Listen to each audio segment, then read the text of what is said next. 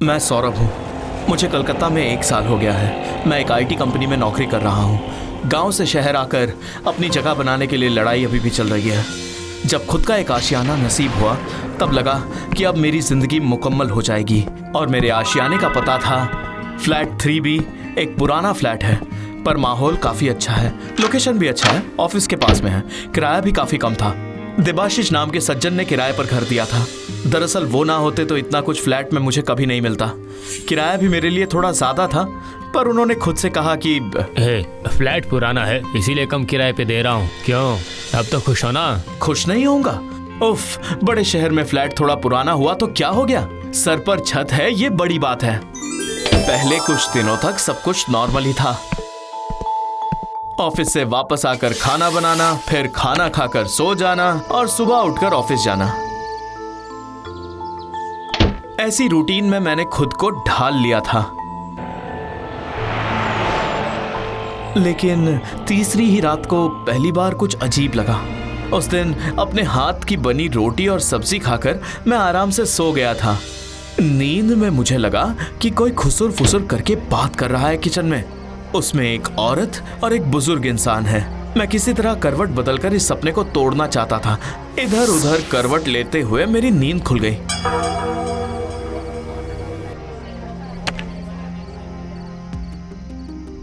लेकिन किचन से तो कोई आवाज नहीं आ रही है। किचन का दरवाजा अचानक से खोलते ही मैंने देखा कि वहां कोई भी नहीं है। खिड़की का पर्दा हवा में हिल रहा था। मैंने सोचा जरूर सपना ही देखा होगा मैंने, पर वहां और भी कुछ अजीब था। एक दिन सुबह बाथरूम से नहाकर निकला तो देखा कि पूरे घर में पांव के निशान हैं और जो निशान बने थे वो किसी गीली मिट्टी के निशान थे। कल बारिश जरूर हुई थी लेकिन मैं तो एक बार के लिए भी नंगे पांव कहीं पर नहीं गया, तो फिर गीली मिट्टी के पांव के निशान यहाँ पर कैसे? और एक दिन ऑफिस से लौटकर खाना खा रहा था, देखा कि टेबल के एक कोने में लड़कियों के बालों पर कंघी करने के बाद जैसे बालों को रखा जाता है बिल्कुल वैसे ही। आखिर चल क्या रहा था? उस रात पहली बार मैं लाइट ऑन करके सो गया था, पर उसी रात को नींद में ही मैंने पहली बार कुछ सुना जो कि अजीब था। ये हमारा फ्लैट है। नींद से चौंक कर उठ गया मैं। ये कौन बोला? फिर से कोई सपना था क्या? अब मुझे काफी डर लगने लगा था। उसके बाद आधी रात को आवाजें आने लगी।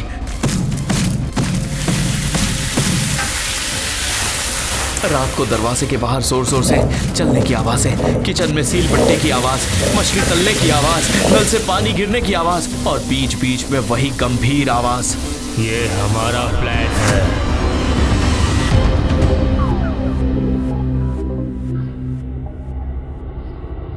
एक रात मैं करवट लेकर सो रहा था, फिर अचानक से एक लड़की दुखी आवाज में मेरे कान के पास आकर बोली, ये हमारा फ्लैट है, तुमने हमारी जगह पर क्यों कब्जा किया है? आंखें बंद की हालत में ही दिख गया कि उस लड़की ने बिल्कुल मेरे मुंह के सामने मुंह रखा है। एक अजीब सा फीका सफेद मुंह है, उसकी आंखें नहीं है, उसकी जगह 2 काले गड्ढे हैं, होंठ फटे फटे अजीब से हैं और वो लड़की बार बार एक ही बात दोहराए जा रही है, ये हमारा फ्लैट है, तुमने हमारी जगह पर क्यों कब्जा किया हुआ है? नहीं नहीं नहीं नहीं नहीं नहीं, ये सपना नहीं हो सकता। उस लड़की के शरीर से ठंडी धारा निकल रही थी। मैं सांस नहीं ले पा रहा हूँ, मेरा पूरा शरीर पत्थर बन गया था। मैंने अपनी सारी हिम्मत इकट्ठा करके आंखें खोली और देखा कि वहां कोई भी नहीं है।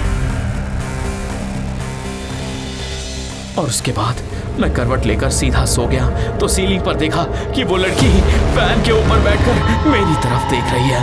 वो मुझे एकटक देखे जा रही है और मेरी तरफ देखकर उसने कहा, ये हमारा फ्लैट है, तुमने हमारी जगह पर क्यों कब्जा किया हुआ है? हाँ। मेरे हाथ पांव ठंडे हो चुके थे।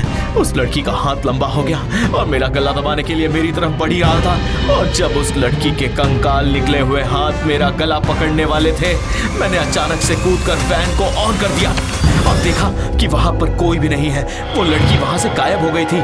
क्या मैंने फिर से कुछ गलत देखा? नहीं नहीं नहीं नहीं नहीं, कल मुझे देबाशिश जी के पास जाकर बात करनी होगी। अगले दिन मैंने देबाशिश जी के पास सारी बातें बताई। उन्होंने तो हंसकर उसे उड़ा दिया। उन्होंने कहा, पेट गरम हो गया है आपका? सुनिए सुनिए, थोड़ा सा नारियल तेल लगाकर अच्छे से नहा लीजिए, ठीक है? और ऑफिस में इतना ज्यादा प्रेशर मत लीजिए। मुझे ये बात बिल्कुल अच्छी नहीं लगी। उस फ्लैट में पहले जरूर कुछ हुआ है जो मुझे नहीं पता। आसपास के किसी चाय के दुकान से बात करनी पड़ेगी, तब शायद पता चल जाए। मेरे फ्लैट के सामने की तरफ एक चाय की दुकान थी, मैंने वहां पूछा। 2 साल पहले उस फ्लैट में रहते थे एक बाप और उनकी बेटी। मृणाल राय थे एक रिटायर्ड स्कूल टीचर और उनकी एक बेटी थी जो कॉलेज जाती थी, उसका नाम रेनू था। लेकिन अचानक वो दोनों लापता हो जाते हैं। साहब जी, आखिरी बार उन्हें उसी घर में देखा गया था। उसके बाद देवाशीष जी ने आकर उस फ्लैट पर कब्जा कर लिया। बहुत जल्दबाजी में उन्होंने। ये बात तो मेरे दिमाग में पहले से ही घूम रही थी।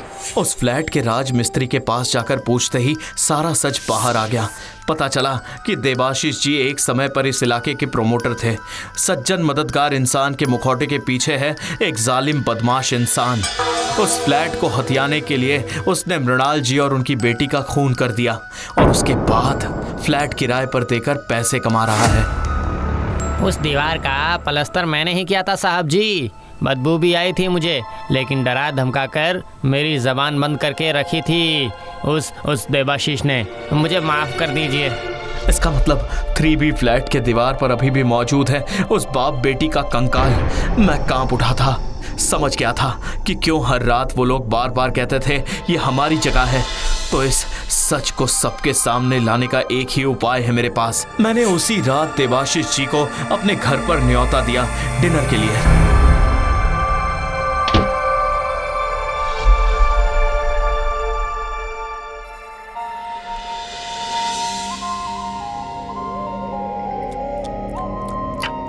खाते खाते रात के 11 बज गए थे, लेकिन रात को रहने के लिए कैसे बोलूं उन्हें।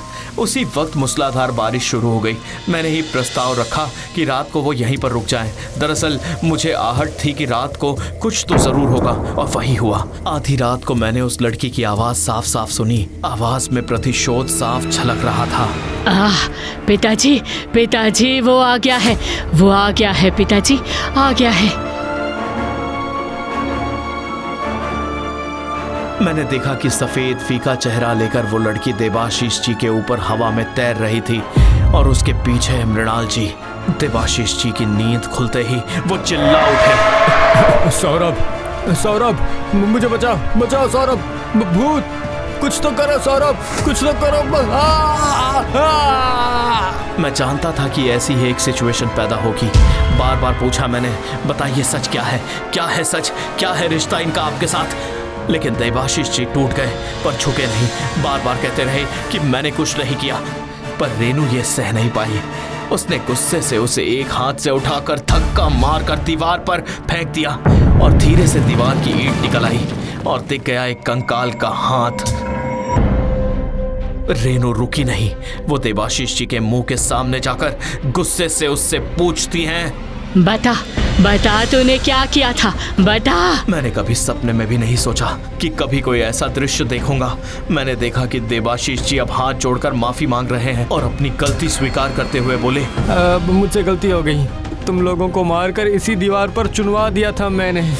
मुझे माफ कर दो, माफ कर दो मुझे। जरा भी इंतजार ना करके फोन उठाकर मैंने देवाशीष की बातों का वीडियो बना लिया।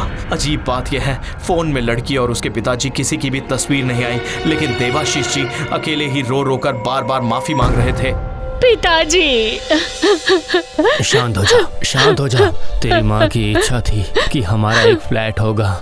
उनकी मौत के बाद सब कुछ लगाकर इस फ्लैट को खरीदा और हम ही नहीं रह पाए यहाँ पे, और इतने दिनों से मुक्ति भी नहीं मिल रही थी, सच बाहर ना आ जाने की वजह से। पिताजी, पिताजी अब चलिए पिताजी, अब यहाँ रहने की जरूरत नहीं है। सारा सच बाहर आ चुका है, चलिए पिताजी। और मैंने देखा कि दोनों उसी हालत में कैसे हवा में गायब हो गए और देवाशीष जी के शरीर के अंदर से हवा बनकर निकल गए और उसी वक्त बाहर बारिश भी रुक गई। उसी रात को पुलिस आकर देवाशीष जी को पकड़ कर ले गई। मोबाइल के वीडियो को देखकर दीवार खोदकर उन दोनों का कंकाल निकाला गया। मुझे उस लड़की की आवाज साफ साफ सुनाई दे रही थी। हल्की मुस्कान के साथ उसने कहा, आपका बहुत शुक्रिया। समझ गया कि अब वो संतुष्ट है। उस घटना के बाद से फ्लैट पर मैंने कभी कोई अजीब सपना नहीं देखा, लेकिन हर दिन मैं जो खाना बनाता हूँ सिर्फ अपने लिए नहीं उनके लिए भी बनाता हूँ। 2 प्लेट एक्स्ट्रा बनाता हूँ। जानता हूँ कि उन्हें मुक्ति मिल गई है और ये फ्लैट भी उनका नहीं रहा, मगर वो मेरे साथ ही रह गए इसी फ्लैट में।